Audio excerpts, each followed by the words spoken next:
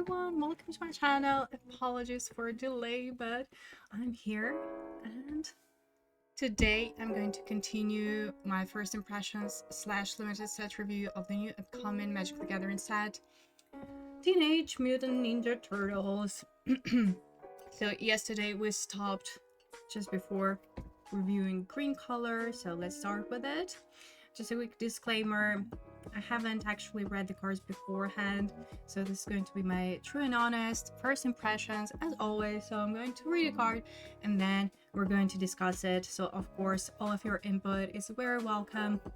Please write your thoughts, but mind one thing that I'm going to rate these cards mostly from the limited game perspective, draft and sealed. But we can also always, make some remarks regarding constructed, because clearly some of the cards are, have constructed design, and there's just that. Hello there, chat.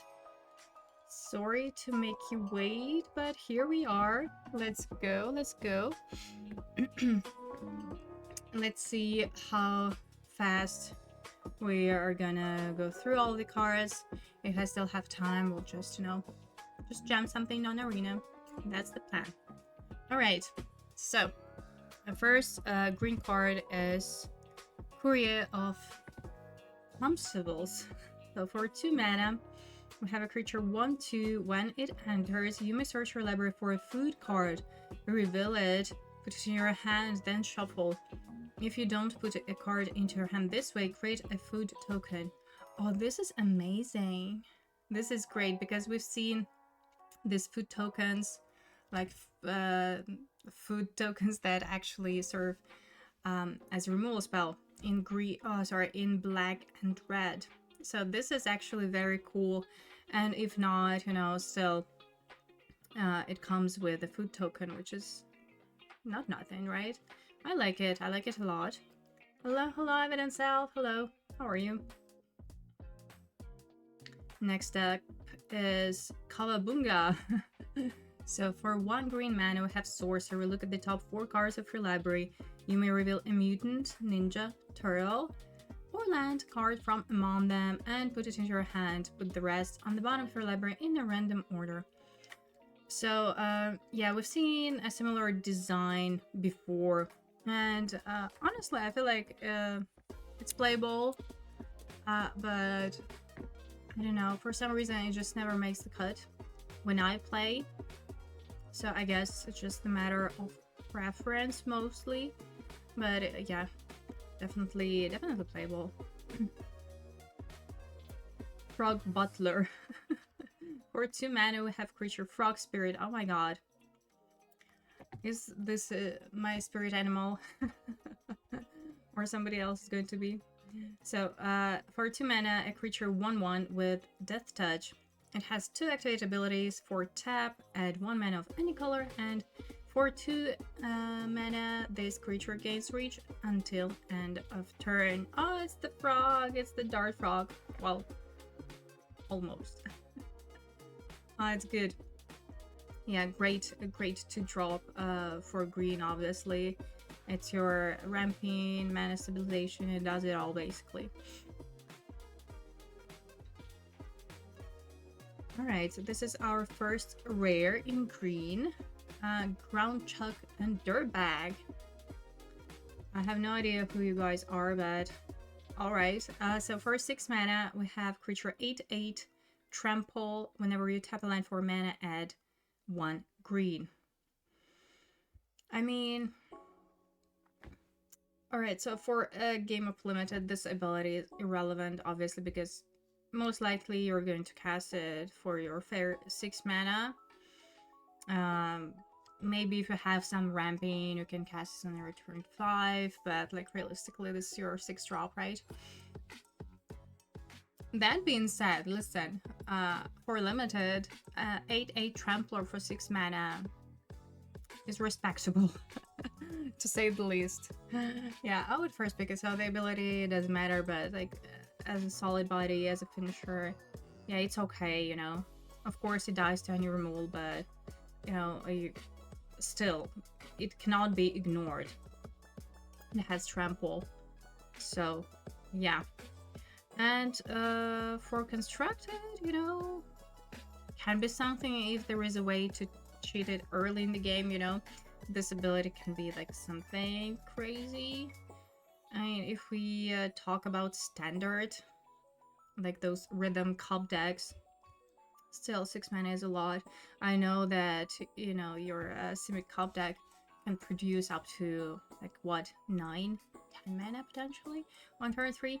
But I mean, still, like this just looks like an unnecessary thing for that deck, no?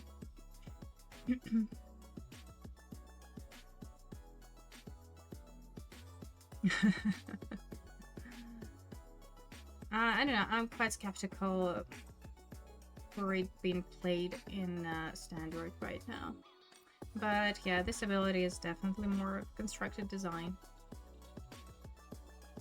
Next up, ooh, and here we have it, another food artifact. Coming back to this little dude, Korea of Comstables. So what does it do? Guac and marshmallow pizza. Oh my god. All of these types of pizza are absolutely gross. I think it was on purpose, right? So, for 1 green mana, we have artifact food with flash. When it enters, target creature gets +2/+2 until end of turn, untap it. And of course, you may sacrifice this artifact as any other food token and gain 3 life. So yeah, you know what? I quite like it. It is basically a combat trick that just stays on the battlefield. For 1 mana, I think it's respectable. Yeah. Oh, this lady is my spirit animal. I'm sorry, Frog, but yeah, honestly, this card is amazing.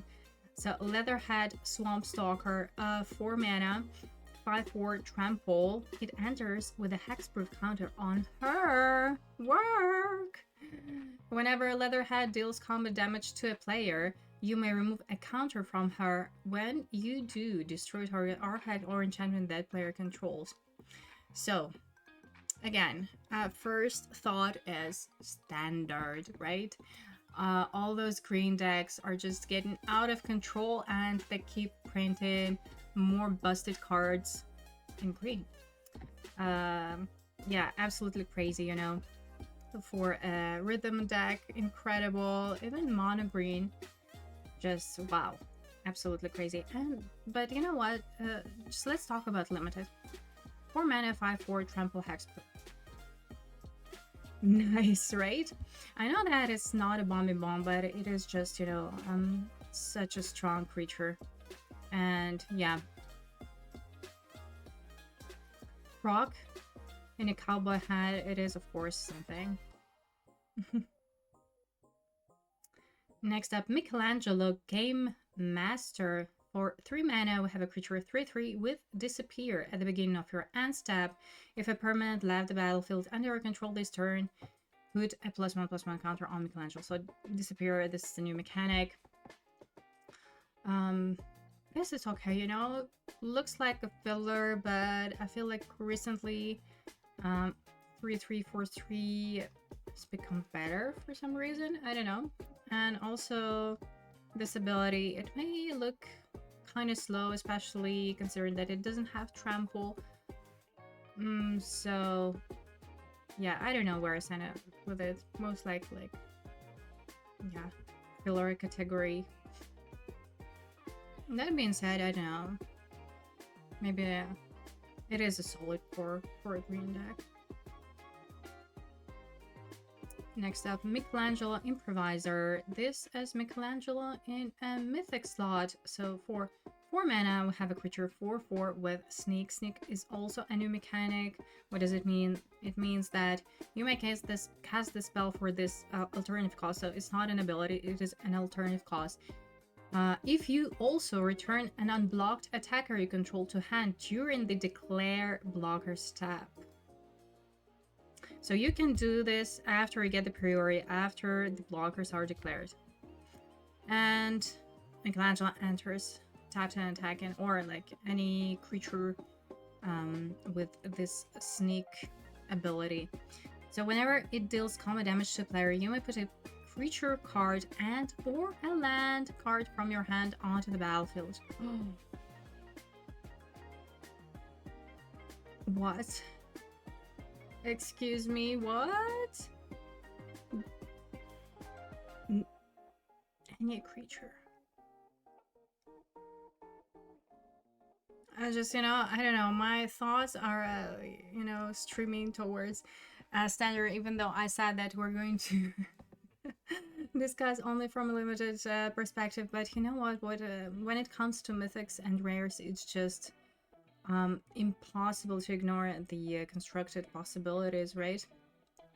Especially for standard, because every new set has its impact on standard. Alright. Okay, this is, definitely something to think about in terms of constructed. But in terms of limited, how good is that? I think still, like, very good, sneak cost makes sense. Also, it is sort of ramps you out. On its own, it's just, square, 4/4 body, 4 mana. Which honestly, like, I love. I feel like this is just the perfect baseline for a green deck. But yeah, you definitely want to cast it for the sneak cost. It's a mythic. Would you first pick it? You know what? I probably would. It's not maybe like the strongest rare / mythic, but still pretty solid for limited. Michelangelo Mutant BFF. 4 mana, 4/4. Let's go. Like golden standard. Or green. Each creature you control with a counter on it can be blocked by more than one creature. Whenever Michelangelo enters or attacks, create a mutant token. Sweet. Honestly, like, just let's compare this. This is a mythic and this is uncommon. And they are, pretty much comparable, and like, it feels like they can be on the same level in terms of limited, in terms of power. This is very good. Next up, our Michelangelo in rare slot. Weirdness to 11. For 2 mana, we have a creature 1/1. When it enters, create a mutagen token. Mutagen is a new type of token, by the way. So it's an artifact with an activate ability for 1 mana. Tap, sacrifice this token, put a +1/+1 counter on target creature, and activate it only as a sorcery. Which, it makes sense with the new mechanic Disappear. So here you have your synergy within the set.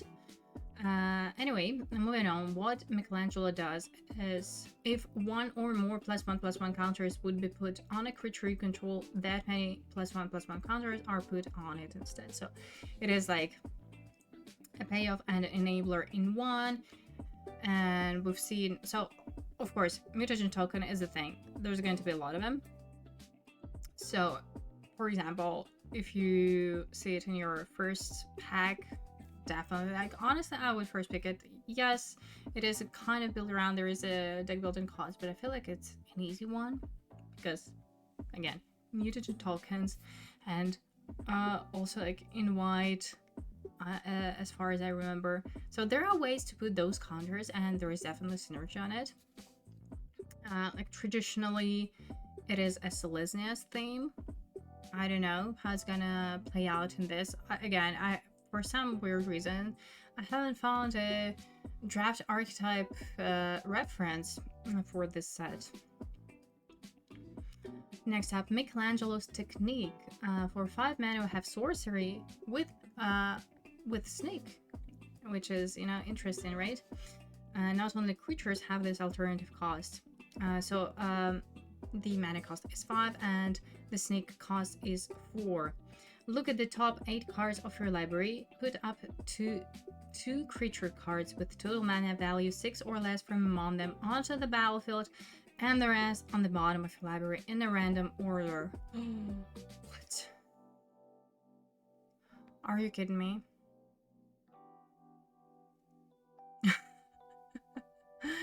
Green decks are getting out of control. This is quite insane, no? Like, I get it that mana value 6 or less, but I mean, still. Okay, this is definitely construction potential for limited, though. And the same, you know, especially if you are in green, you're gonna have a lot of creatures. Oh, it's good. Sweet. I love this card. Next up, oh, Mona Lisa Science Geek. For 3 mana, have a creature 1/3 with reach, and for tap, add X mana of any one color where X is Mona Lisa's power. Oh, very nice design, very cute. I love it. Yeah, the mana cost is a little bit of a problem for Manzork, right? So it's just, yeah, 3 mana. Underwhelming. However, there is potential, you know, if you, I don't know, equip it or like pump it, maybe. I don't know. Oh man, I wish it was a 2-drop, right? Or limited. Yeah, I don't know. Kind of underwhelming for limited, feels like. Anyway, next up is Mutagen Man Leaving Ooze. It's a rare. For X and double green, we have a creature with Trample 2/3. Activated abilities of artifact tokens you control cost 1 less to activate, meaning that you don't need to pay for your mutagen tokens. You can just crack them. Nice. And when Mutagen Man enters, create X mutagen tokens, which totally makes sense. Oh, it's amazing, honestly. So good. Like, clearly it's not your 2-drop. But oh wow. Very nice. Especially if you have this additional artifact synergy, maybe? Incredible. Love it. Next up is Mutant Chain Reaction. For 3 mana, we have sorcery, destroy up to 1 target artifact, enchantment, or creature with flying. Create a mutagen token. Looks like a sideboard card, right? With an upside, so you create this mutagen token. Next up, New Generations Technique. 4 mana sorcerer with Sneak 3. Search your library for up to 2 basic land cards, put them onto the battlefield tapped, then shuffle.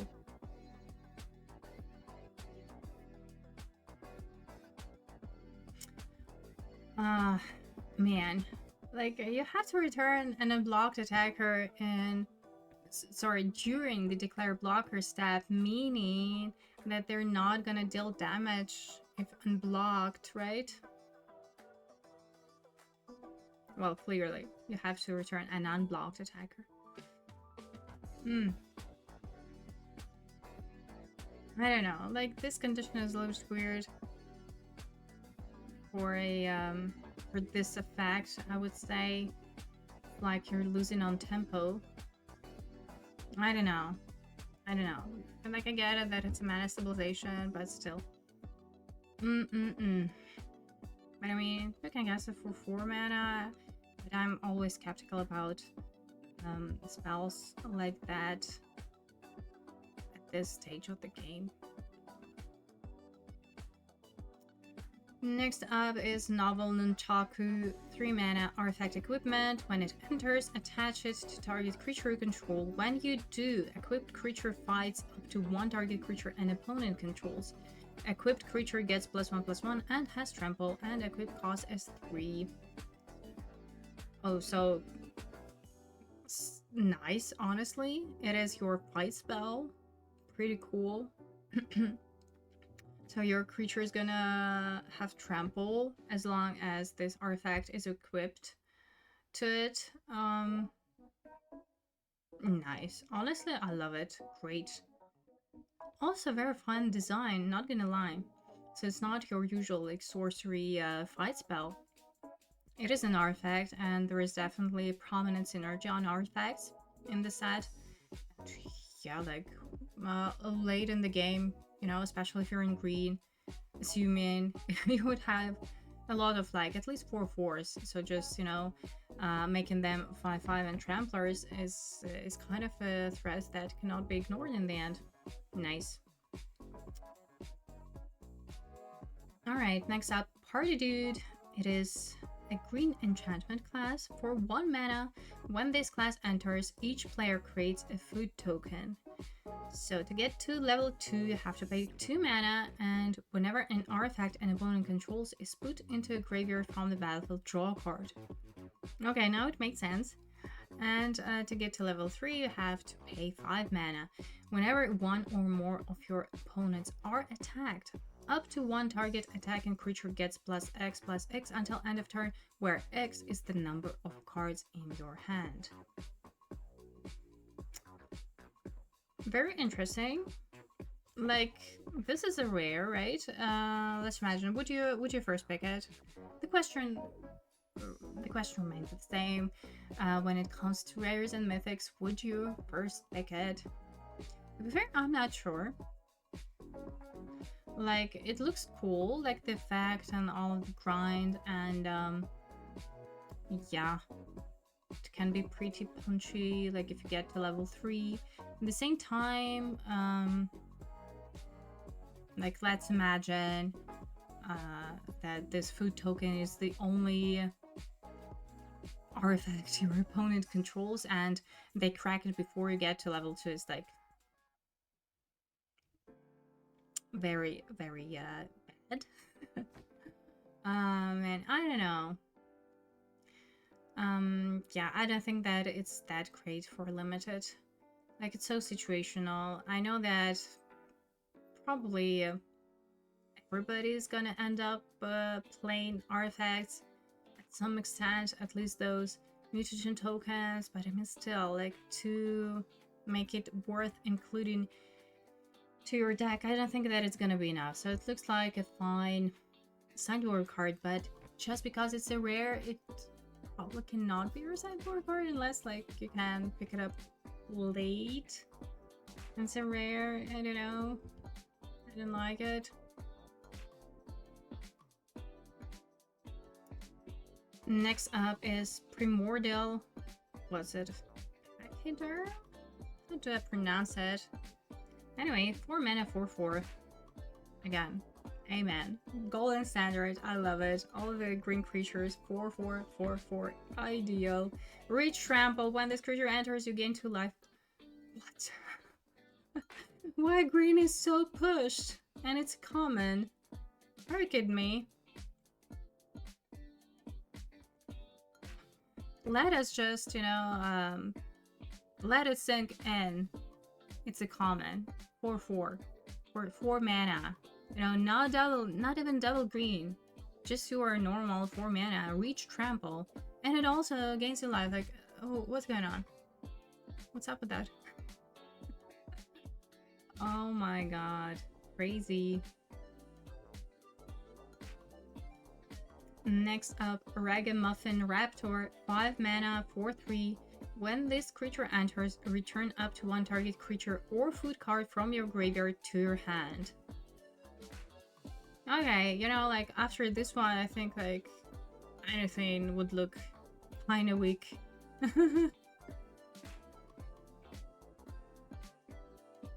But I guess it's okay, right? So, I mean, it's fine.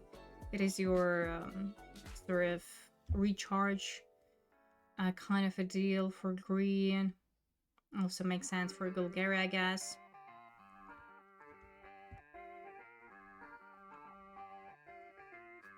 Yeah, crazy. Next up, Rockstatic Crash Courser. 6 mana, Rhino Mutant. But I think I saw something like with rhinos. Anyway, 6 mana, 7/7. It can't be blocked by more than one creature. Ah, okay, yeah. It was probably like in red, right? It says something about rhinos, and here it says boars you control can't be blocked by more than one creature. And essentially it is just a land cycler. But as I said yesterday, honestly, these land cyclers look so good. Now, I mentioned how some of them have just, you know, one mana, one colored mana. Like, for example, this Forest Cycler, it has, unfortunately, two forest mana, two green mana, not forest mana, two green mana in its mana cost. Whereas in colors that we've seen in previous ones, it was just one, which makes it actually playable if you use this card as a splash. Like, for example, this card you cannot use it as a splash for your forest because you like it just ends up, I don't know, useless. You cannot cast it for splash green. So I don't know. I hope I'm, you know, translating my thoughts clearly. I don't know. But anyway, it's a good card. If you're in green, obviously, for cyclers, land cyclers are always good, and I wouldn't mind just casting it for 6 mana as a creature. Next up, Saved by the Shell. For 2 mana instant. This spell costs 1 less to cast if you control a turtle. Put a +1/+1 counter on target creature you control. It gains trample, hexproof, and indestructible until end of turn. Oh, nice. So it's like a turtle snakeskin veil. Nice. I love being a turtle. Yeah, it's a combat trick. Snakeskin veil has been actually very good in limited. In some sets better than in others, but yeah, it is definitely playable. Tenderize. For 2 mana instant, target creature control deals damage equal to its power to target creature in opponent controls. Classic from Wool & Green, great. Also, this croc is featured there. Trans-dimensional bovine. What? For 3 mana, we have a creature 0/4 Ox Avatar, and it's a rare. Flying. For tap, add 2 mana of any one color. Why these rares are so underwhelming for limited? I never for constructed. Who's gonna play that for 3 mana? Am I wrong though? But yeah, this art is absolutely crazy to me. Like, I have just, you know, no clue what's going on in this Teenage Mutant Ninja Turtles universe, so this looks just like wild. Turtle Power. It's another rare for 3 mana enchantment with flash. Turtles you control get +2/+2. Nice. I think it makes sense to first pick it, honestly, because green just looks so crazy good. Just, you know, packed, pushed, and then you just, you know, build around it basically. Nice. The fact that it has flash is also neat. I don't know. Just on its own, so far it looks good. What do you think?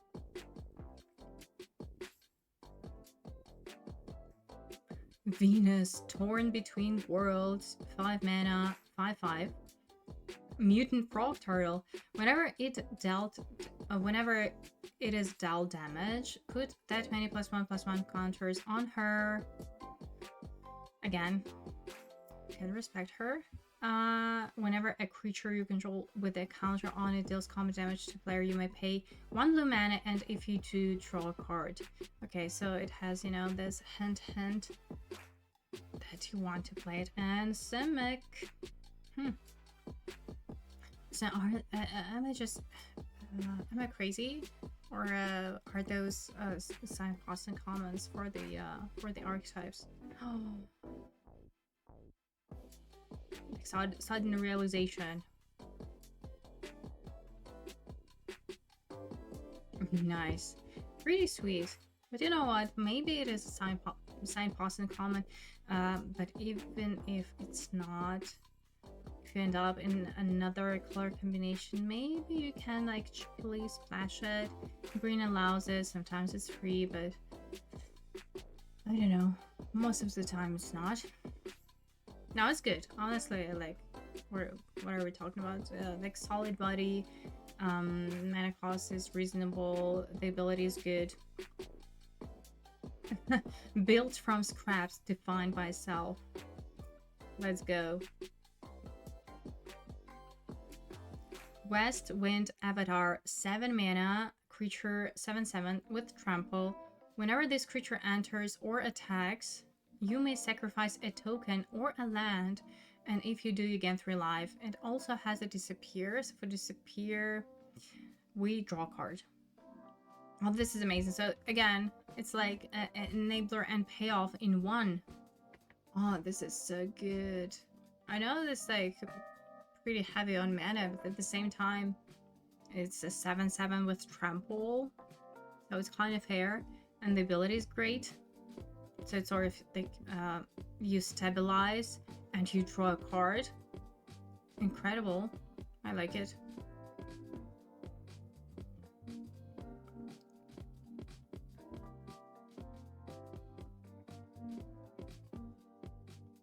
Yeah, and whenever it enters, so nice. Whenever it enters or attacks, incredible. Next up is Zoo Escapees. For 2 mana, we have a creature 2/2 Boar Rhino. Oh, here we have it. Those are buds, right? I think those were green and red land cyclers. So here in this card, they just met. When this creature leaves the battlefield, create a mutant token. Oh, this is so good! This is so good! It's great to drop, like, very universal. Like, you don't care about it. This is just your 2-drop. And, yeah, it does something when you trade it off. Amazing.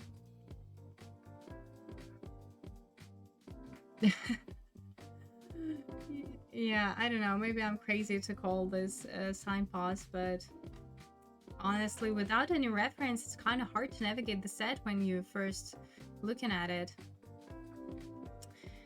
All right. Yeah, probably like this is not real, but still, it's a fun card design.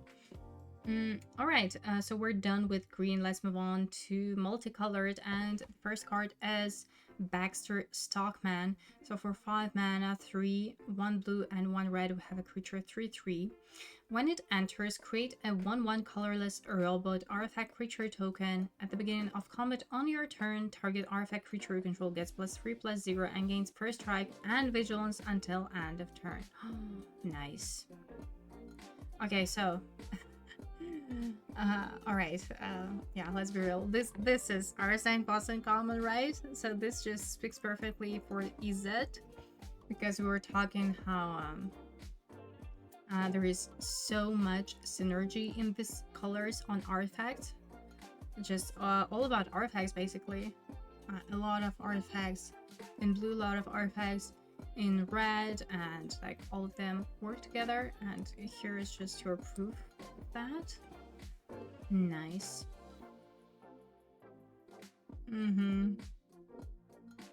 Sweet. Ooh, next up is Bebop and Rocksteady. Oh, here we have a comeback of a hybrid mana. This is exciting. So for 3 mana, 1 and 2 hybrid mana, black and or green, we have a creature 7/5 in a rare slot. Whenever Bebop and Rocksteady attack or block, sacrifice a permanent unless you discard a card. Okay. Nice. Oh my god. You know what? First of all, there may be a synergy on this sacrifice effect. And discarding, I guess, like, same thing. We have to see, like, if the amount of permanents in your graveyard is gonna matter. So far, we haven't seen much of it. But, oh wow. This is like punchy. I know that it doesn't have evasion, but for 3 mana 7/5, it's quite a lot. Like, especially if you can benefit from this sort of downside.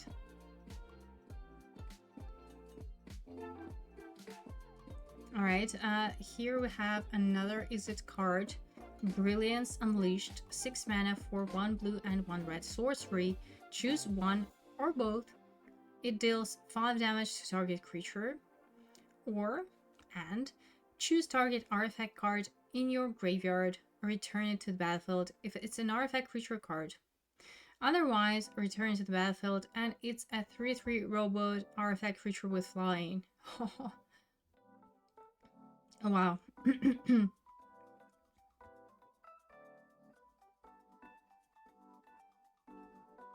Yeah, that's true, yeah. Bebop, Rocksteady, yeah. They're gonna meet with Sephiroth. Listen, the effect is pretty neat. My concern is like the amount of mana you need to spend for it. So basically it is your removal. And then, I guess, at this stage of the game, you would certainly have something to return to the battlefield.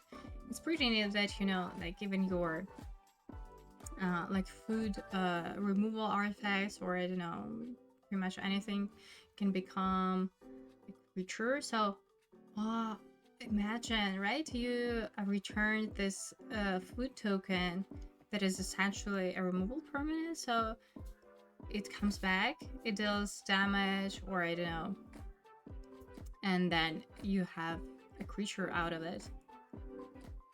Does it work like this? I think it does. Interesting. Honestly, my concern is 6 mana though. Man, there's a lot of mana for this effect, but maybe it's worth it, you know, if it can be like a double removal spell in a situation that I've just described.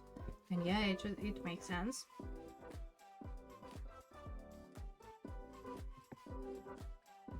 Or maybe you have a solid creature. The fact that you return to the battlefield is actually pretty neat. No, I think it's a strong card altogether. Oh, we have a mythic in orange off color combination, Dark Leo and Shredder, 2 mana, 1 white and 1 black. We have a creature 1/3 with sneak, same exact cost. Attack and ninjas you control have Death Touch. Whenever Dark Leo and Shredder deal combat damage to a player, create a 1/1 black ninja creature token. Then, if you control 5 or more ninjas, that player loses half of their life rounded up.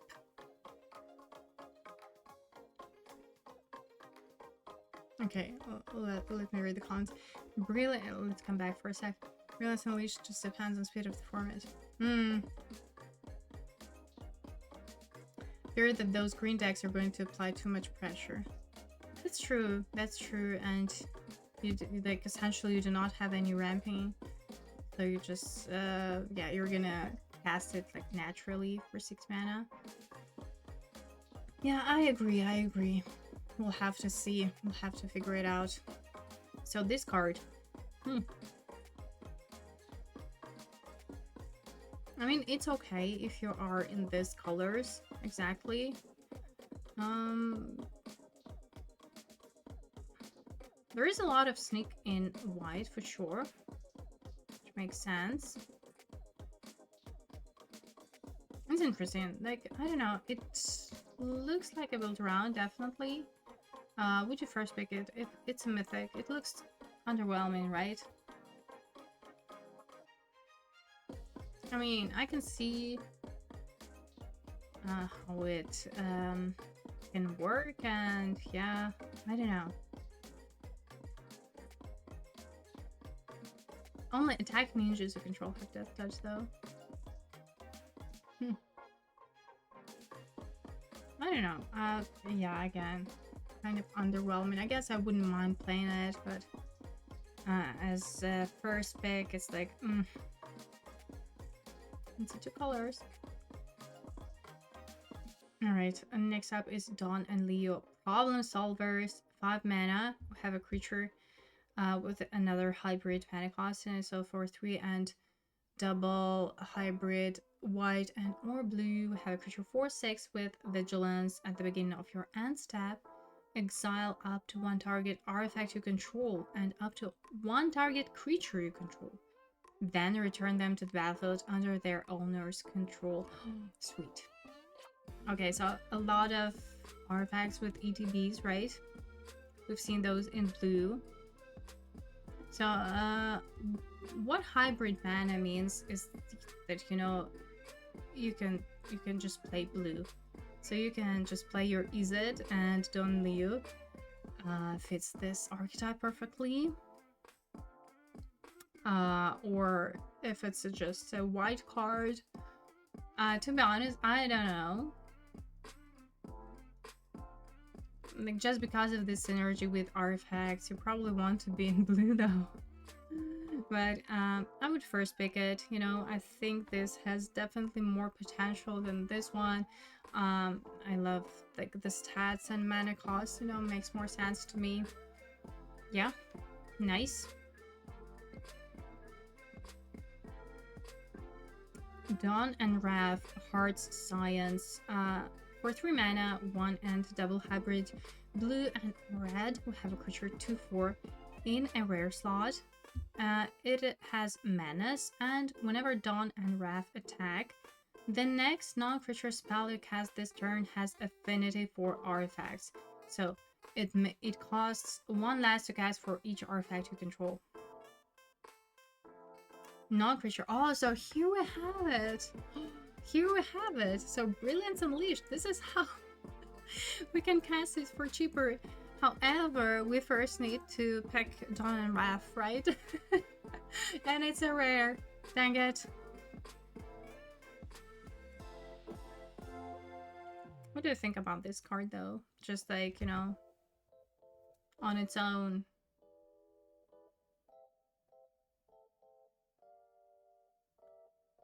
I guess it's okay because non-creature spells, like artifacts are non-creature spells, and it fits this archetype.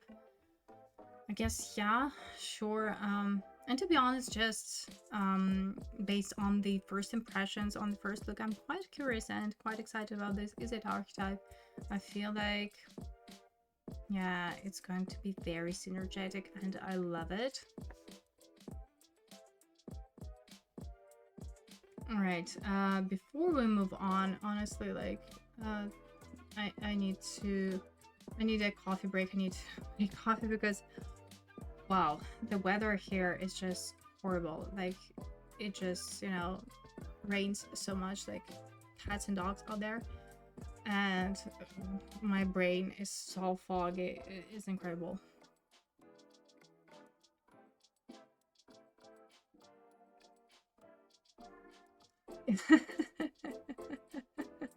Yeah, let this comment. Honestly, like it would be a great combo. Except Dawn Wrath is a rare. Not until Landfall came to the picture, right? I think that it's a dominance, you know, slowly coming to an end. But that being said, Izzet Lessons is of course the top deck of the format. At least it's not all Izzet. But I mean, yeah, Izzet is still there in standard, dominated standard, one way or another. Alright. So, let's move on. I'm here with coffee and yeah, feel much better. Next up, EPF, Point Squad. What's that? What's EPF? I'm like here trying to understand what I'm even looking at, you know?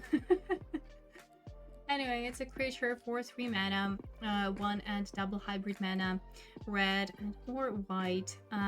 Creature 2/1 with Alliance. Whenever another creature control enter, put a +1/+1 counter on this creature. Yeah, we've seen something like this before. I think, as always with creatures like this, they make sense in white if you do have this go white strategy. But other than that, it's just, yeah, kind of underwhelming, kind of filler slot. Food Elite for 3 mana, 2 and 1 hybrid mana, white and or black. We do have a creature. 2/4. What am I saying? Like, just, yeah, white or black. Creature 2/4. Whenever this creature attacks another target creature you control, gets +1/+0 and gains indestructible until end of turn.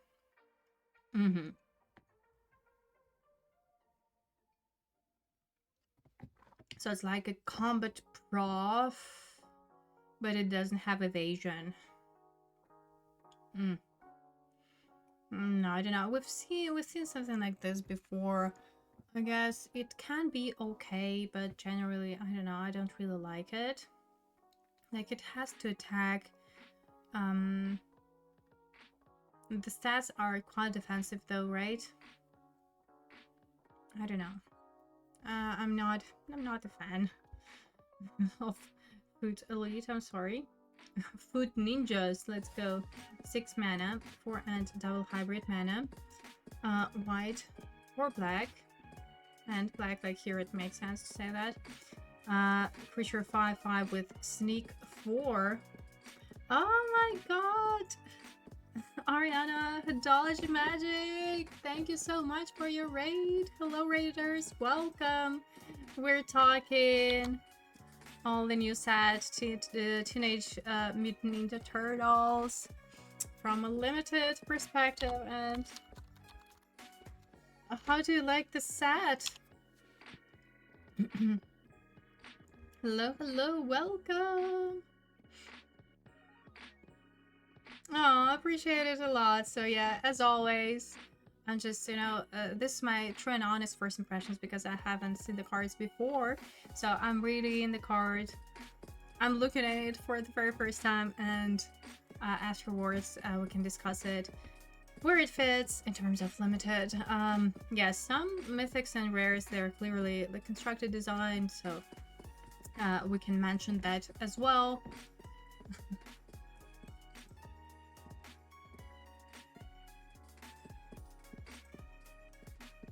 Yeah, I agree, yeah. I think I share the same sentiment. Yeah, it looks better than Spider-Man, true. My problem is also that I cannot relate at all to like this universe. So, for example, I'm looking at like this, like EPF, like what the heck is EPF? Like, I cannot relate at all. So, what am I looking at? Yeah, unfortunately, it does not speak to me at all. So, I'm just, I just have to look at these cards as just magic cards without any other context, and it's kind of unfortunate, it takes away from the overall experience, but hey.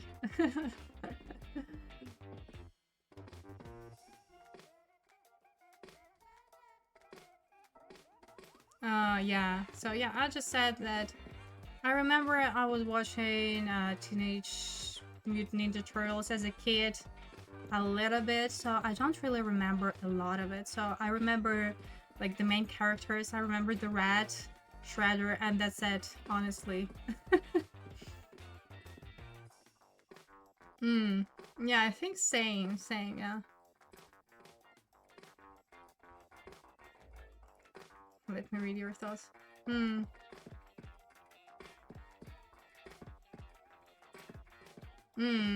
True, Size was powerful, yeah, in Spider-Man, right.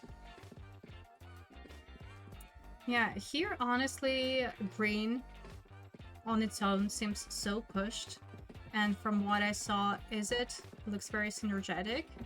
So I'm looking forward to draft it, not gonna lie, but green looks just strong on its own, And now we're, as you can see, talking through the multicolored cards. So this one, Food Ninjas. 6 mana, 5/5 with sneak 4. When this creature enters, you gain 3 life.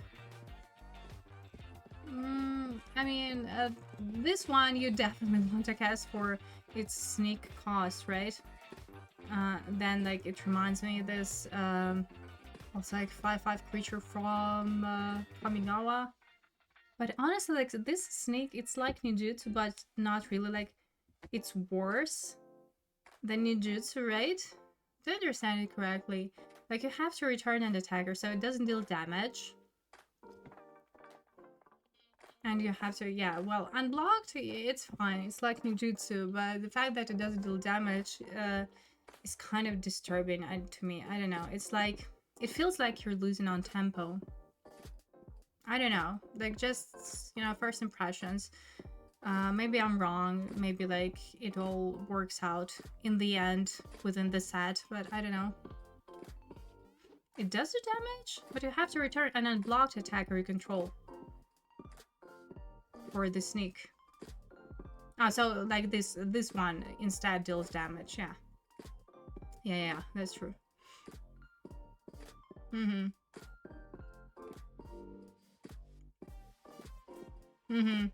Yeah, instead of that one. Yeah, that too.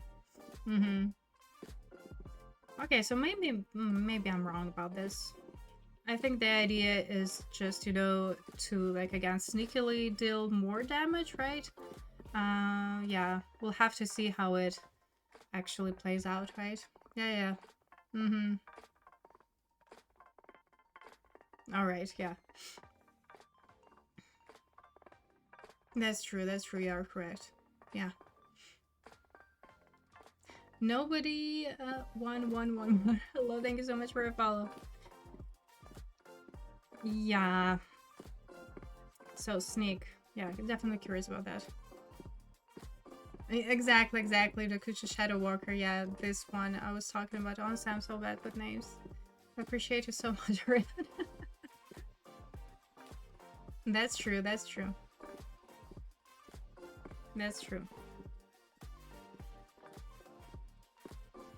But the thing, like, yeah, this is clearly such a design that you want to cast as for its sneak cost. I mean, for 6 mana 5/5, I guess it's also okay, like, in desperate times, but for sneak, it's really good. Thank you so much. Appreciate you a lot, and yeah, hope we're gonna have some games during the early access.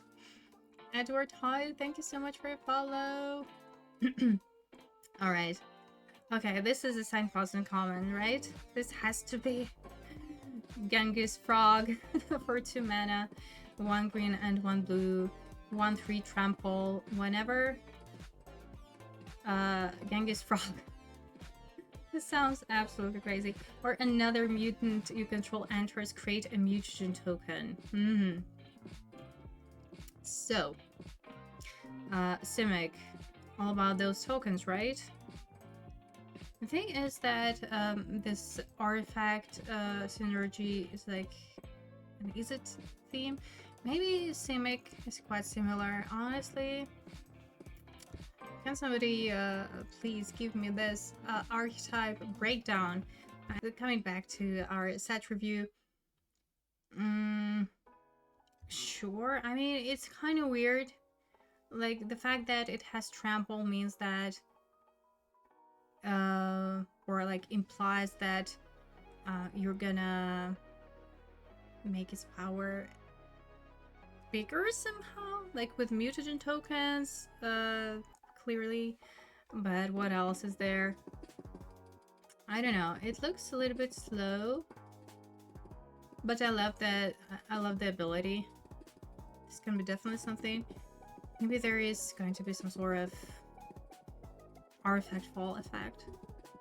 So whenever an artifact enters, like, are we gonna get that crazy payoff? Let's see. Go Ninja Go for 2 mana in Boros color combination, red and white sorcery. Choose one or both. Exile target creature you control, then return to the battlefield under its owner's control. Go Ninja Go deals damage equal to the greatest power among creatures you control to target creature and opponent controls. Now this is nice. This is pretty neat, right? So this is like a blink effect and a removal. Problem is that it's a sorcery though. Why it is a sorcery? It would be just amazing if it was an instant, right?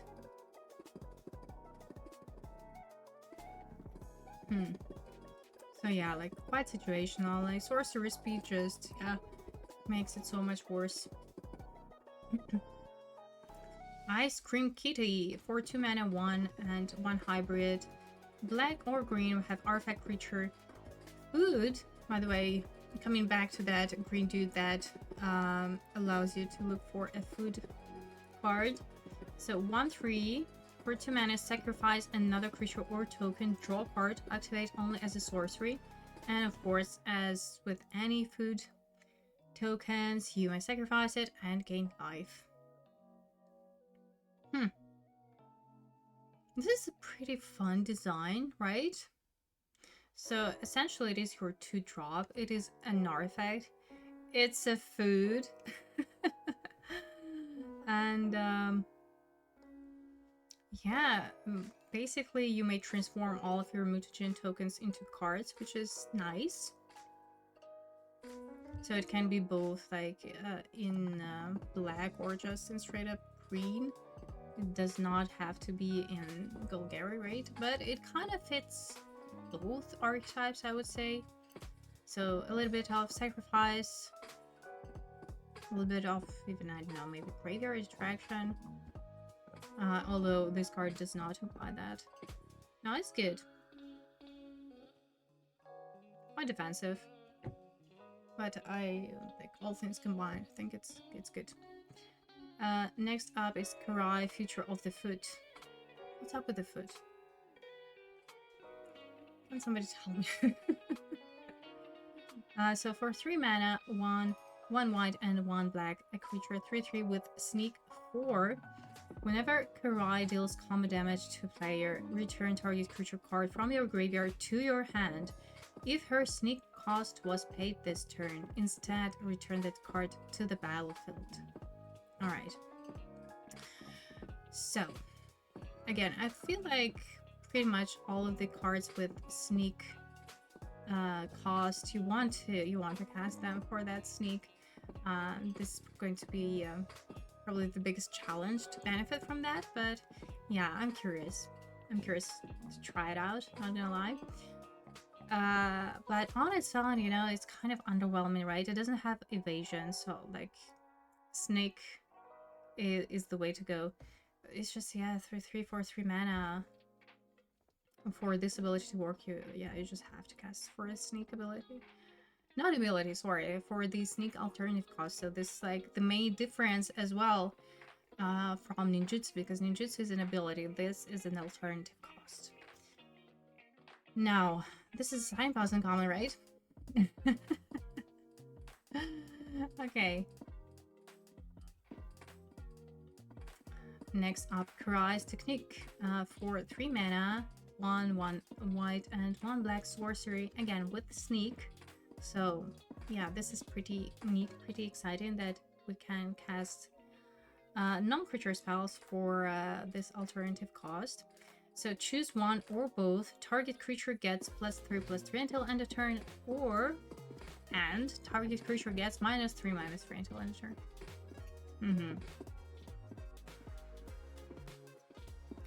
Alright, so probably all the ninjas are in white and black, no? Human ninja. Yeah, I'm not gonna go up any further. Alright, so yeah, sneak. For 3 mana, I think it's also reasonable, you know? But it's kind of fun that, yeah, you can cast for this alternative cost.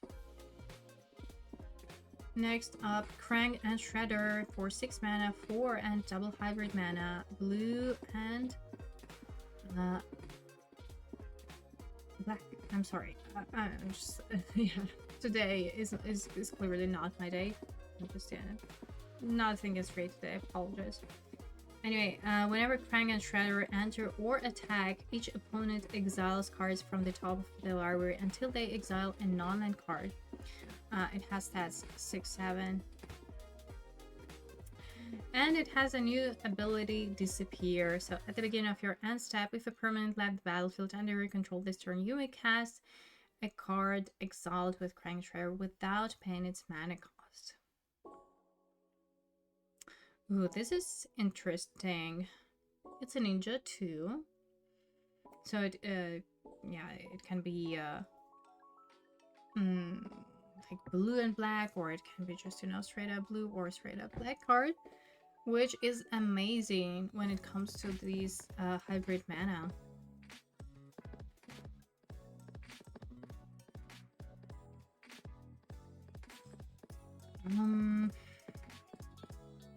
So at the beginning of your end step, turn left battlefield under your control this turn, you may cast cards without paying its mana cost. So I guess when you cast it, it's kind of hard to trigger that Disappear ability, because yeah, it's a great payoff for this, but it does not enable it. And it's a rare. The question is, would you first pick it?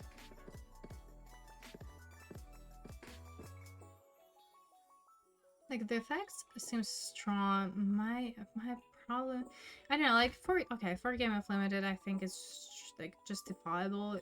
It's fine. Like a creature with the stats like 6/7 for 6 mana.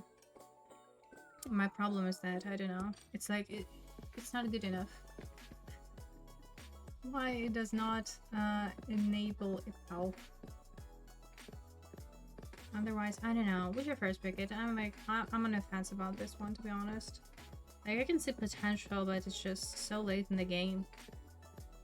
And you probably want some advantage early on as well. The Last Ronin. It's a mythic saga for 6 mana for 1 black and 1 green. First chapter, destroy all creatures. Valid. Second one, mill 4 cards. When you do, return target creature card from your graveyard to your hand. Okay, also makes sense. Great. So far so good. Third chapter, whenever a creature you control attacks alone this turn, put 3+1/+1 counters on it against trample, lifelink, and indestructible until end of turn. Okay, so this is like just, yeah, to seal the deal, to just finish the game basically. Now it's good. Like all of the effects, they totally make sense. And yeah, it's a great card for limited. Like, yeah, amazing card. One of the few mythics and rares that are like on a bomb kind of level. Yeah, this is very good. Lessons from Life. Oh my god, they're playing Magic. Oh, this is so cute. 4 mana. I love this art, absolutely. 4 mana, 2, 1 green and 1 blue sorcery. Draw 3 cards. You may put a land card from your hand onto the battlefield tapped. Well, the fact is like, but honestly, this art is so cute. I like it so much. The card, I don't know. Again, just depends on the speed of the format, but most of the time you just, I don't know. Don't have time for that. Maybe I'm wrong. Alright, so what do we have here? Mechanized Ninja Cavalry for 2 mana, 1 and 1 hybrid mana, red or white. We have Artifact Creature 1/1. When this creature enters, create a 1/1 colorless robot artifact creature token. Amazing. This is where you want to be if you're in Izzet or in Boris, because Izzet's synergy is based on artifacts. Here you just have like 2 artifacts immediately, like on your turn, 2 artifacts. Amazing. And for Boris, I would assume like go white strategy matters. Yeah, this is good. Very good to drop. Next up is Mike and Dawn Party Planners. This is a rare. 4 mana, 2 and double hybrid mana, green or and blue. 3/3 with ward 2. You may look at the top card of your library anytime. You may play lands and cast Mutant, Ninja, or Turtle spells from the top of your library.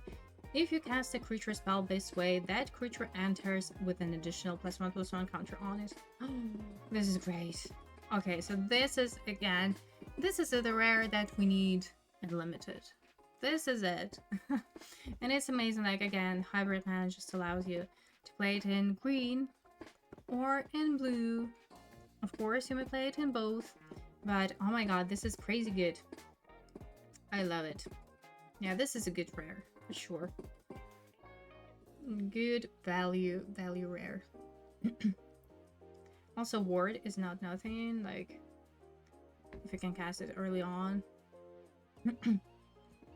Mikey and Leo, Chaos and Order. It is another rare. For 2 mana, 2 hybrid mana, green or white, have a creature 2/2. Whenever you put a counter on a creature you control, draw a card. This ability triggers only once each turn. Man, why? Why only once each turn? Imagine. I feel like for a rare card, for this mana cost, and for it being a 2/2 creature, like, you would want to draw cards whenever you would counters, but I mean, okay, it is what it is. Would you first pick it? For a 2-drop in a rare slot, it is underwhelming, right? I mean, there is definitely a deck building cost. It's probably not too high though, because of all the mutagen tokens. They help you with that. You know, I guess it's okay, but underwhelming first pick, right?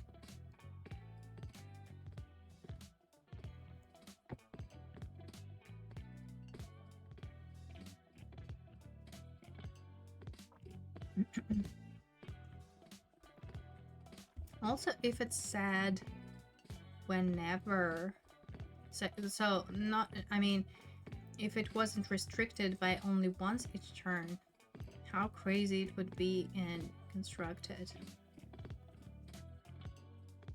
Okay, let's leave it at that. Next up is Mauser Mark III. For 2 mana, we have a creature 2/3, so 2 mana, 1 and 1 hybrid, blue or red artifact creature. This creature can't attack unless you control another artifact. But it can block, right? At least it can block. It's an artifact, and yeah, like in this color combination, you're definitely gonna have artifacts, and a lot of them, or at least like you need to. It's a good to drop for this kind of deck. Next up is the Neutrinos. 4 mana, 2, 1 red and 1 white. Creature 2/4 with flying and alliance. Whenever another creature control enters, the Neutrinos get +1/+0 until end of turn. And whenever the Neutrinos attack, exile up to 1 target creature you own, then return to the battlefield under your control tapped and attacking. Ooh, wow.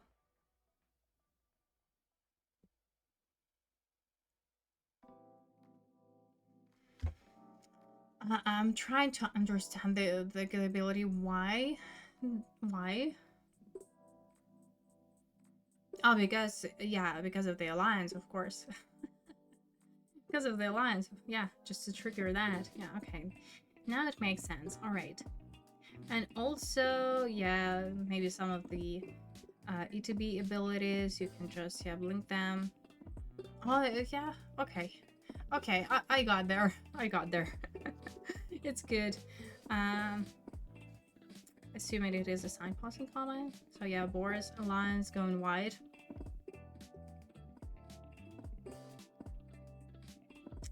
Nobody. Just nobody. For 3 mana, 1 and double hybrid mana, blue and red, or red. We have a creature 3/2. When this creature enters, return up to 1 other target artifact you control to its owner's hand. Scry 1. It's an artifact creature.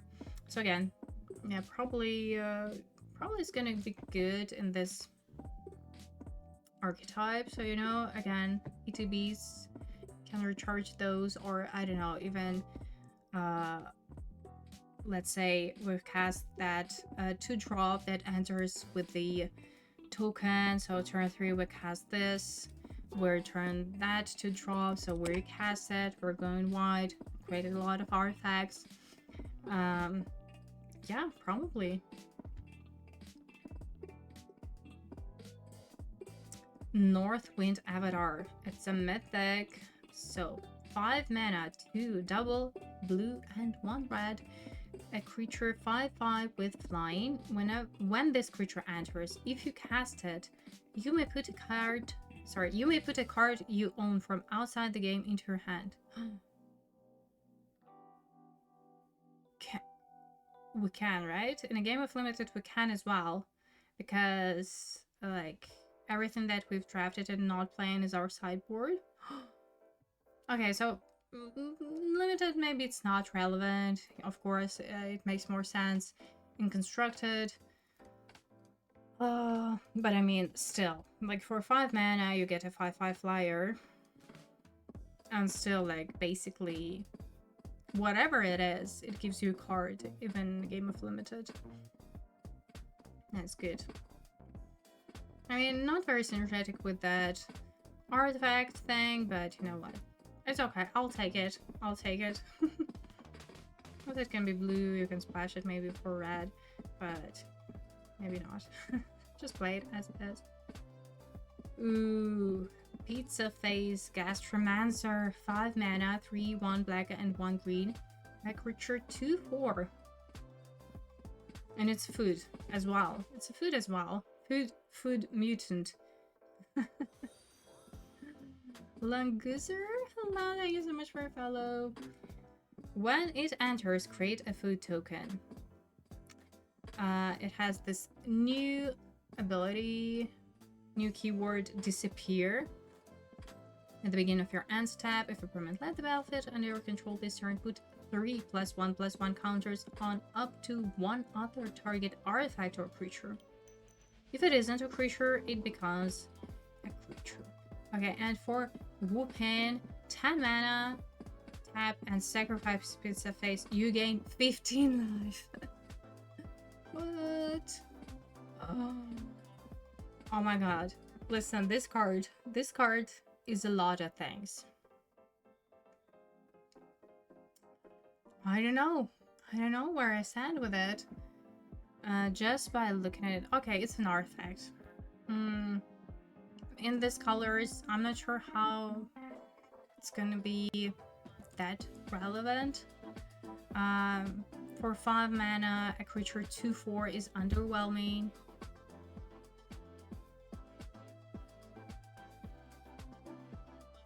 If it's a signpost in common though, I'm pretty sure it is. What does it say about the archetype? So disappear. It's going to be probably like the main mechanic here, right? Which makes sense.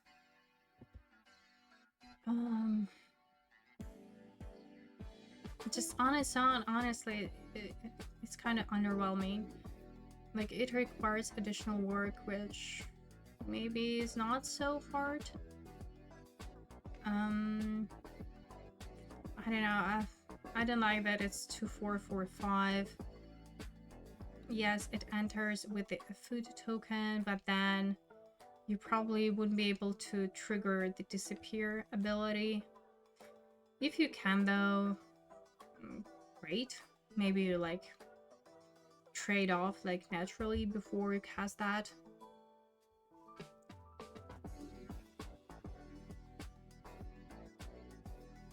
To be fair, probably, you know, yeah, Golgari food. Sort of like the Eldraine vibes. Yeah, like this activate ability is just so ridiculous. I don't know. To be fair, I don't really like it, but okay, let's just, you know, yeah, see it as a signpost and common. The thing is that usually signposts and commons are very strong. They're quite specific to the archetypes, but these cards are strong, and this one, I don't know. Maybe like late or like next turn and it starts working. I don't know, maybe I'm too too skeptical about it. I don't know. Anyway, let's move on. Punk Frogs. 5 mana, 3 and double hybrid mana, green and 4 blue. We have a creature 4/5 with ward 3. Oh, just that, you know. Frog Mutant Rival.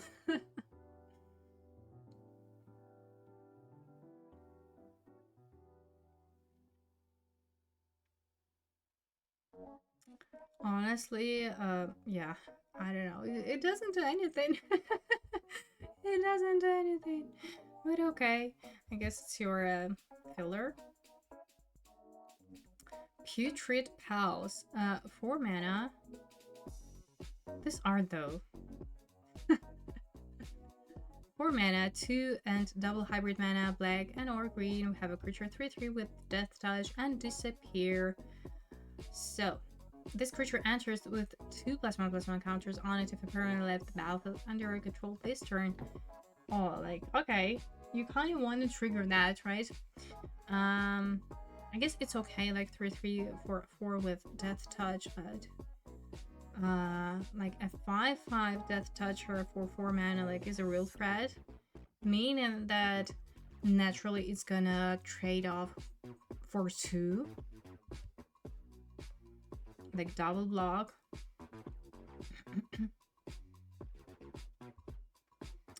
All right, next up, Aref and Leo, sibling rivals. 3 mana, it's a rare, 1 and double hybrid mana, a red and or white. 2/4. Whenever Raph and Leo attack, if it's the first combat phase of the turn, untap 1 or 2 target attacking creatures. After this phase, there is an additional combat phase. Oh, like those like FOMO's best friends. Oh wow.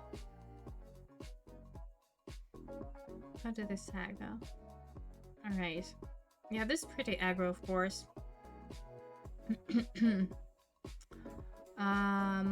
They have to attack though. They have to attack to trigger that combat phase. I think it's fine though. I would first pick it. You know, this can be, yeah, pretty aggro and pretty scary for an opponent too, especially if you can protect this brothers. Ooh, Ref and Mikey, Troublemakers. Another rare for whooping, 7 mana, 5 and double hybrid, red and green, or green.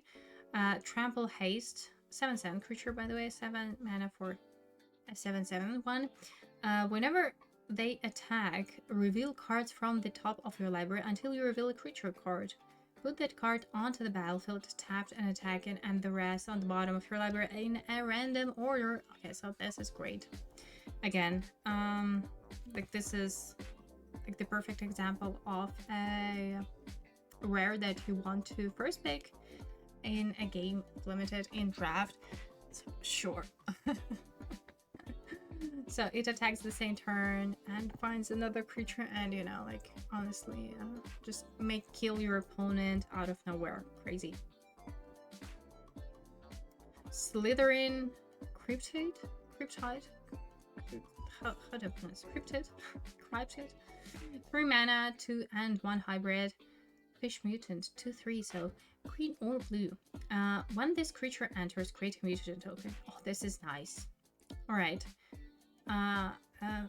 This creature design I quite like. So it is kind of defensive, sorry. But I love that it comes with a token. So it's gonna fit this artifact synergy well. You know, you can, it has this +1/+1 synergy too. So you may be in green or you may be in blue. It's quite universally good, you know.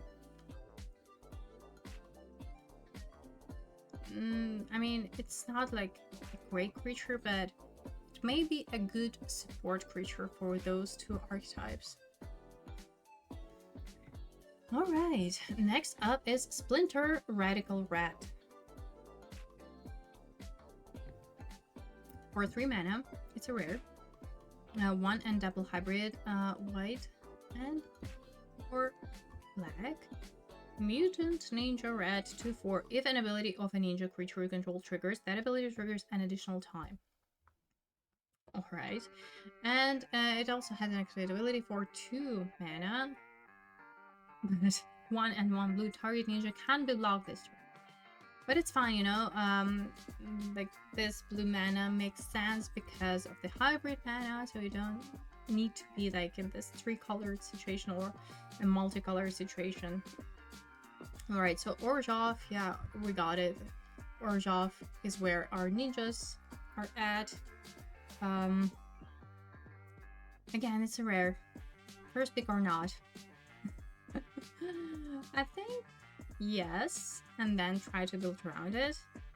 This is at least where I stand. I'm not sure about this ability though, but first one, maybe pretty strong with all those sneak alternative costs. Donuts. Tainted Treats for 3 mana. 1 black and 1 green. Have instant destroy target artifact or creature. If its mana value was 4 or less, create a food token. Okay, yeah. Good removal with a difficult cost.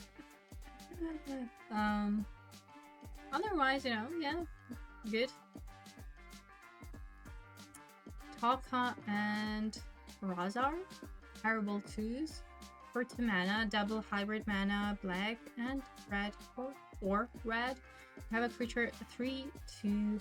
This spell can be countered. It has manas, and whenever a player casts a spell, if the amount of mana spent to cast it was less than its mana value, Taka and Razar deal 3 damage to the player. Okay, so this is like Taka and Razar are coming for the sneak spells, right?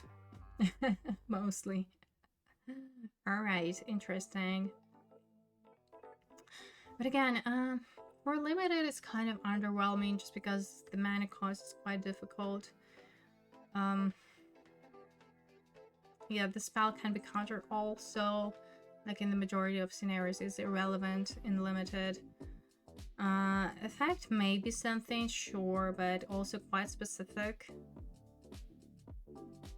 Also, you know, whenever a player, so it may deal damage to you as well. So it's kind of mirrored. It does not apply to your opponent only.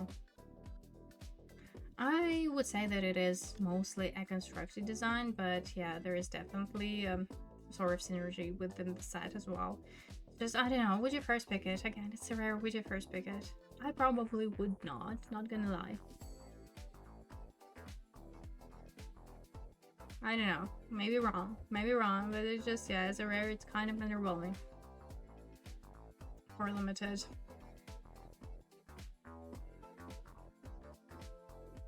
Next up, Chrome Dome.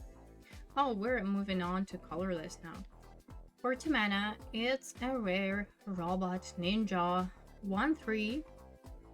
Other artifact creatures you control get +1/+0. And for 5 mana, create a token that's a copy of another target artifact you control. That token gains haste. Sacrifice it at the beginning of the next hand step. This is so good. This is just so good for this. Is it artifact deck? No? Sweet. So again, first picking that and just, you know, building around it. There are a lot of artifacts in this set. I think that if it's not gonna get overdrafted, I think it's gonna be pretty easy to assemble, like to put together this archetype. Broadcast sees initiate seek and destroy protocols. Nice. Oh, everything pizza. 2 mana artifact food. When this artifact enters, search your library for a basic land card village, put to your hand, then shuffle. Okay, so this is our massification. But for this crazy mana cost, it has an activate ability. Sacrifice this artifact, target player gains 3 life and draws a card. Each of your opponents discards a card. This artifact deals 3 damage to any target and put 3 +1/+1 counters on up to 1 target creature. Oh my god, you want to activate it? I want to activate it. It reminds me so much of Kaldheim. This tree. Does anyone remember that? Honestly, Kaldheim is probably my favorite limited set of all times. And this is exactly the same thing. So, okay, there is certain this hidden multicolored archetype, no? But we'll have to see. Like in Kaldheim it was a T1 archetype.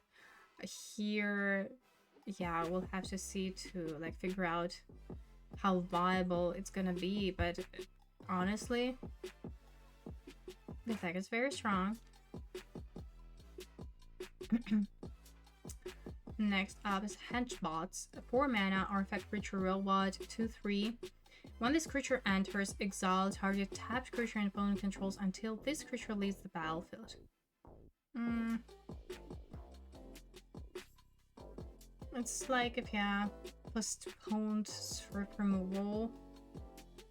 I don't know. Like, not any creature, it has to be tapped. Yeah, I don't know, I don't like it that much.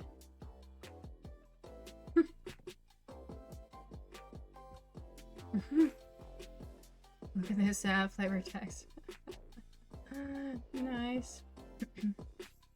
Ooh, Mythic, Crank, Utrum Warlord, 9 mana. 9/9. Line, Trample, Indestructible, Haste. Oh my god.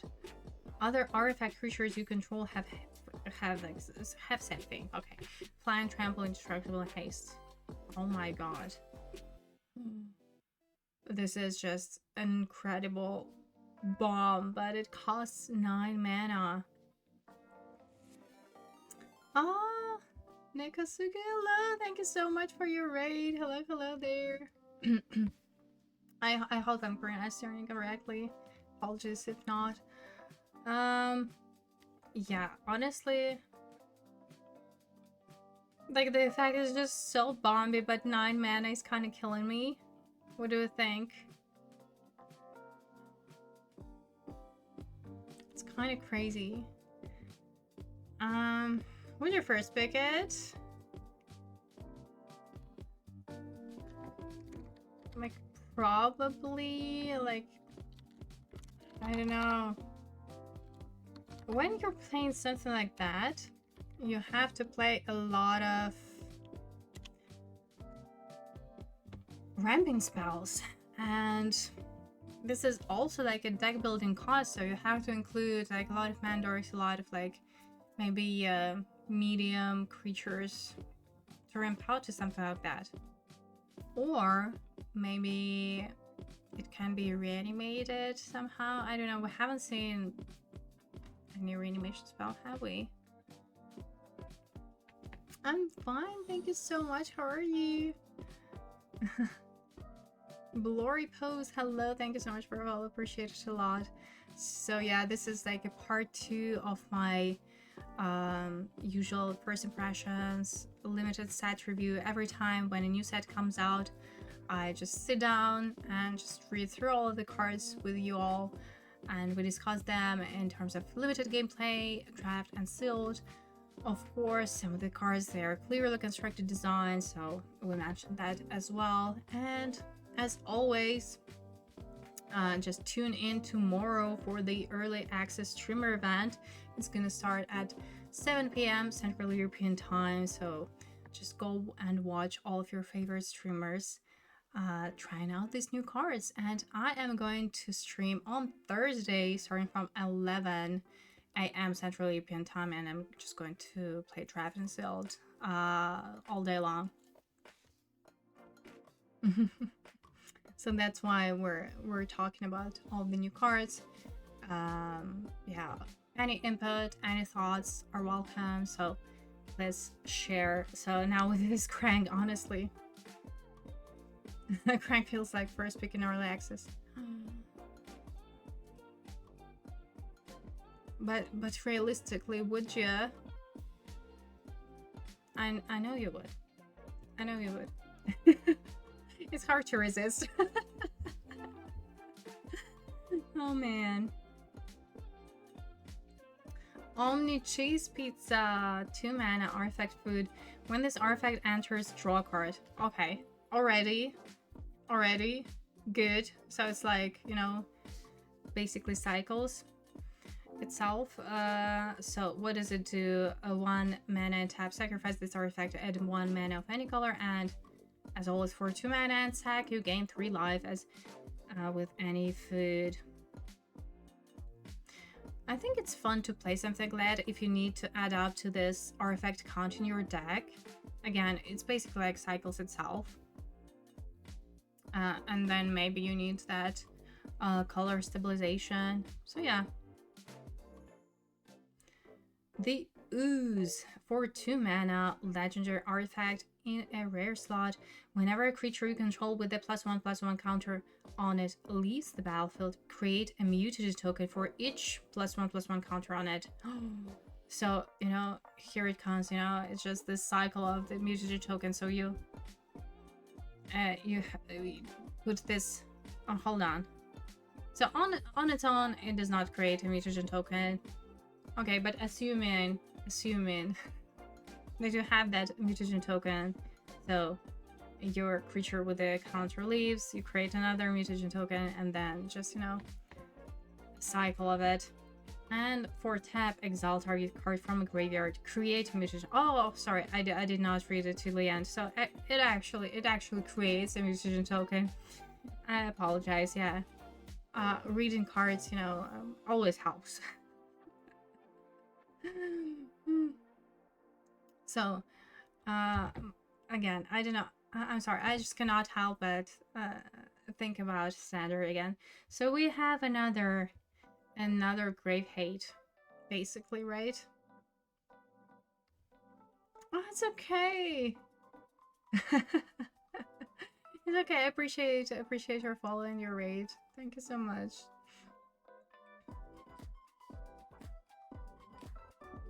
I'm very speaking the Ooze without reading because it's a key part of the lore. So you see, honestly, I'm just happy that you can relate to the lore because I cannot.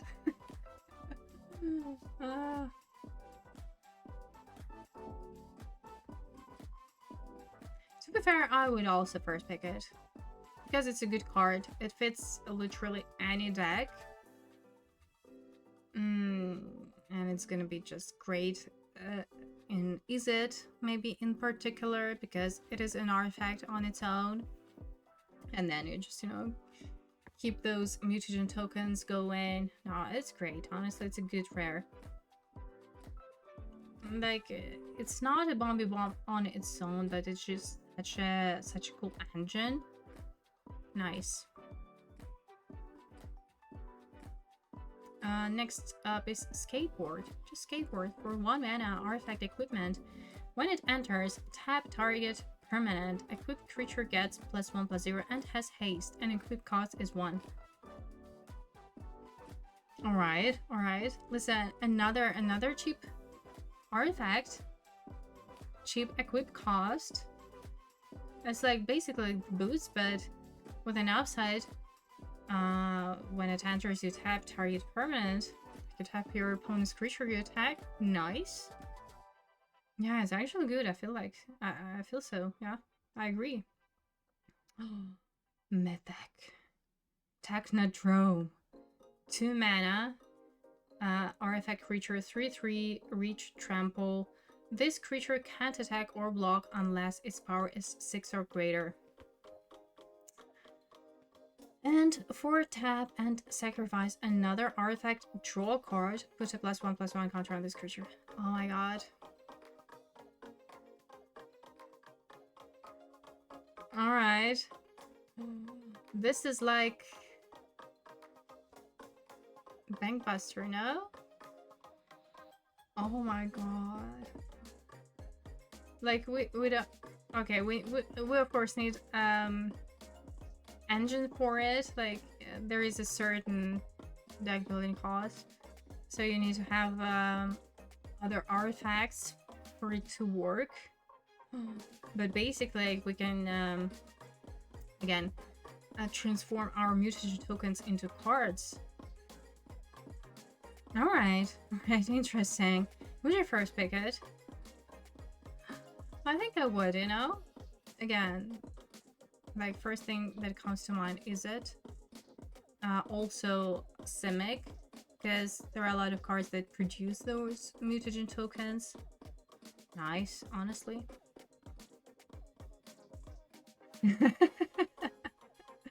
Yeah. Do you happen to have it? Yeah, just, you know, pass it to me. Turtle Blimp, a 5 mana artifact vehicle. First vehicle of the set. Is it the only one? So, 3/4 with flying. When this vehicle enters, create a 2/2 red mutant creature token and accrue 2. Okay, so, you know, it comes with the body that accrues it. Sweet. I love it. There was something similar where it was. Edge of Eternities, right? It just, you know, I have a flashback. I love it, honestly. I think it's good. Again, it's an artifact. It comes with the body that can crew this vehicle. I actually like it, you know. It looks maybe more on a like filler side of things, just because it is 5 mana spell and it's not really a creature. I mean, it comes with a creature, but you know what I mean. Yeah, still, I quite like it. Turtle Van. It's a rare for 3 mana artifact vehicle. Okay, so that one was not the only vehicle in the set. Alright. Here we have a vehicle in a rare slot. 4/4, crew 1 already. Nice. Whenever this vehicle attacks, put a +1/+1 counter on target creature that crewed it this turn. Then, if that creature is a mutant, ninja, or turtle, double the number of +1/+1 counters on it. Okay, this is crazy good. In limited, this is going to be pretty busted. Problem is that, I mean, I don't know how is that a problem, but still, like, it only triggers when the vehicle attacks. Imagine if it triggered when crewed. But yeah, this would be just absolutely nuts. I like it, of course. First pick, easy, you know. Again, it's an artifact, it's colorless, fits literally any deck. Oh my god, another rare. Weathermaker. For 3 mana, we have artifact with landfall. Hello. Landfall is here as well. Put a charge counter on this artifact whenever a land you control enters. So what does it do? It has 3 activated abilities. First one is tap, add 1 mana of any color. So okay, like our mana rock. Second one, tap, remove 2 charge counters from this artifact, add 2 colorless. And third one, tap, remove 3 charge counters from this artifact. It deals 3 damage to any target. Okay, this is not as easy as the previous one. This is just, you know, yeah, auto include in any deck. This is different and it's a rare.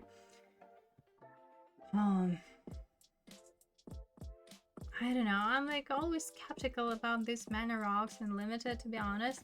Like, I only play these mana rocks as last resort, to be honest. Like, if I didn't pick up any good mana stabilization, or, you know, something structurally wrong, which means that probably it's not going to be a good deck in the end. I don't know, like,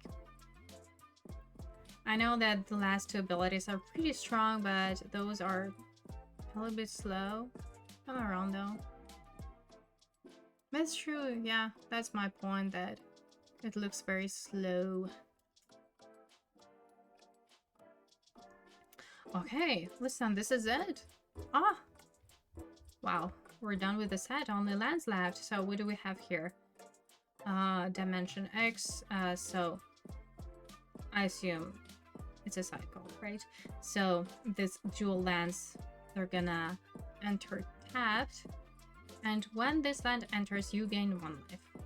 Okay, escape tunnel, reprint, sweet. Put headquarters, so this dual land in Boris color combination. Put headquarters, Orzhov, illegitimate business. Golgari, Mutant Town, Simic. Ooh, I have a rare land. Northampton Farm. So, 4 tap, add 1 colorless. For 1 mana and tap, exile target creature you own. For 2 mana and tap, sacrifice this land, return a creature card exiled with this land to the battlefield under your control. Return each other card exiled with this land to its owner's hand. What? You can check out part 2 on my YouTube channel. I'm going to upload it today, which is at Mr. and Mrs. Spike, of course. So I usually upload my VODs over there. Hold on, like this land.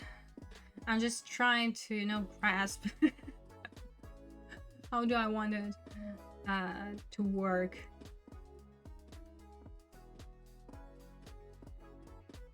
I mean, you can like protect your creature from a removal spell, right? Then bring it back by sacrificing this land. What else? How else would you play it out?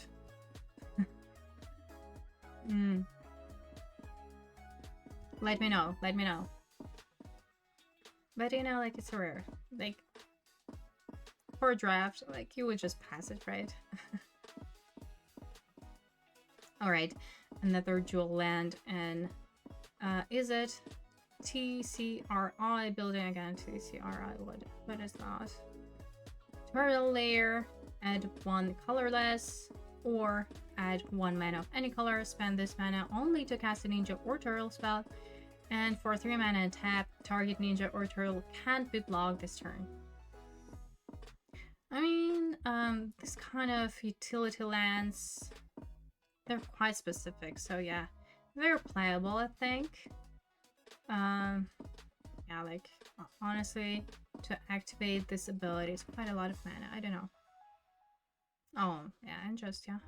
Here we have our borderless lands. To be fair, I quite like it. Honestly, me, like a person who cannot relate, who does not relate to this universe. Yeah, these lands, they look cool. Alright, listen, this is it. And these are alternative arts. Okay, I think, yeah, this is going to be quite cute. Alright, so here we have it. Thank you all so much for watching. So stay tuned. I'm going to upload, of course, this VOD as one from yesterday on my YouTube channel, so you can check it out. I would appreciate it. If you're not following me already, please hit that button. It would mean a lot to me. And just a reminder that don't miss out on the early access streamer advance starting tomorrow at 7 p.m. Central European time. And me personally, I'm going to go live on Thursday at 11 a.m. Central European time, and we're gonna draft. We're gonna play Silt. So let's explore the set together.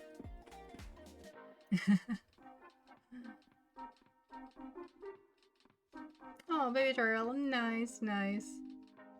I appreciate it. All right, let's raid somebody. And hope to see y'all next time.